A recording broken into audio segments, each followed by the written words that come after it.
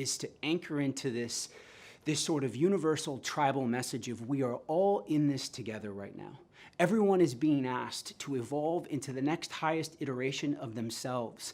And we don't exactly know what the environment is going to look like. And your tolerance for being able to operate in very ambiguous, unknown environments, the more you can expand and grow that muscle, the more it will serve you. Because the truth is, it's really scary. It's scary to be out there in the unknown. And you know the other thing, when you've been in the business for a while and you've grown up in your career and you're 20, 30 years deep, the likelihood is that you're probably really good at what you do. And when you're really good at this thing that you do, all the rewards come from continuing to do the thing you're really good at. Rewards from the external world, but also the intrinsic rewards of like, it feels good when I do things that I'm good at. But the leader of the future is someone who continually steps into the unknown, doing things they've never done before. And guess what? When you do those things, you're not going to be as good as what you've been doing for the last 25 years. So now you're out here feeling uncomfortable and making mistakes and risking, looking foolish, and risking situations where maybe people who report to you, who are 10, 20, 30 years younger than you, have it more figured out than you. All of that is going on. And your capacity to have enough humility and to tolerate the ambiguity serves you in this moment in time. So the next question is, if organizations have and continue to succeed operating in this hierarchical structure, so will that mode of working ever go away, you think? I might be, in the mode of if you can't break it, if it ain't broke, don't fix it. It's a great question. There's lots of organizations that are driven by fear and intimidation that ultimately produce results. I personally don't believe it's sustainable. And it's also a matter of how fast can your organization adapt and change to the changing marketplace. So while it's maybe worked in the past, I don't know that that will work in the future. With that being said, I am not suggesting that we're in a situation where we have to blow up hierarchy. Again, most of the clients I work with, NASA is not blowing up their org chart.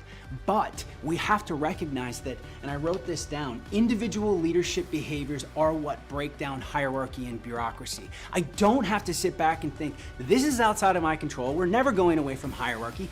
It's my behaviors. And while I can't control everyone else on the finance department, how they lead, I control how I lead. And I'm gonna set a precedent with my culture. And you know what will happen? Word's gonna spread. And you will become a magnet for attracting the best talent. And I believe that will be true for organizations. And it is my mission to help individual leaders and organizations do that work. Brené Brown has, I think, just an absolutely fabulous definition of spirituality. And there's many good ones out there, but her definition is spirituality is recognizing and celebrating that we are inextricably connected to one another and to a power or a source greater than ourselves. And that connection, that our connection to each other and to something larger than us is rooted in love and belonging. And that when we practice spirituality, when we practice leading from a place of spirit, it fills us and those around us with more purpose, more meaning, and more perspective. What I want you to do is I want you to think about in your own life, when was the last time you felt deeply connected to something larger than yourself? And what I'd love for you to do is, I want you to jot down in the chat box, where were you? What were you doing? And I don't want you to have to write a long statement, but just when was the last time you felt deeply connected to something larger than yourself? Where were you? Oh, wow. Somebody wrote now. That's amazing. Beautiful. In nature. Wow, they're coming in so fast. Through prayer. Beautiful. Giving birth. Amazing. Beautiful. In Yellowstone Park. Right? Nature, right? Nature oftentimes makes us feel that connection, right? To something much, much larger than ourselves. These are amazing. It's been a long time. I know. Watching others grow. Beautiful. The Stoics were classic at being able to say, I'm not going to just accept what is, I'm going to love what is. Now, that is the ultimate challenge.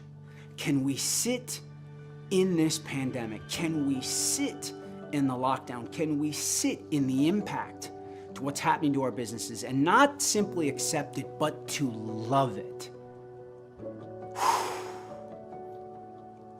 Can I sit here alone in this studio and say, instead of thinking that the pandemic was the worst thing that ever happened to me in my business, that it was actually the greatest thing that ever happened to my business? This is very difficult. I know, Andrea, I know. It's the most difficult. It's the most difficult to not just accept, but to love it. That this right now, this is actually helping me evolve into the next highest iteration of myself. This is forcing me to transform. This is forcing us to reimagine and reevaluate what the spa experience is. Gratitude begins when, that's a beautiful statement. Gratitude begins when entitlement ends. You're absolutely right. You know, there's so many things that we feel we've been entitled to. And it's like you let that go and you shift into a space of appreciation. Can I show gratitude for everything that's happened? As lonely and as sometimes disconnecting as it feels to be communicating to you through this camera, it's like, how do I shift my perspective and say, maybe this is helping me become a better teacher. It's forcing me to level up my game. Like, if I'm really honest, did I use my energy and the bigness of a stage and video and PowerPoint to sort of overcome the ability to do what? To simply sit and have a conversation? Can I bring my full presence enough through the camera that you and I can have this dialogue and have it be impactful? And you know what? I'm better today than I was 6 months ago, and hopefully if I keep working, I'll be better 6 months and 6 years from now. And that is playing out for you in the business too. This is forcing you to level up in places. And so can I say, Amore Vedi, I love it. I love it. Give me more. I don't just accept it, I love it.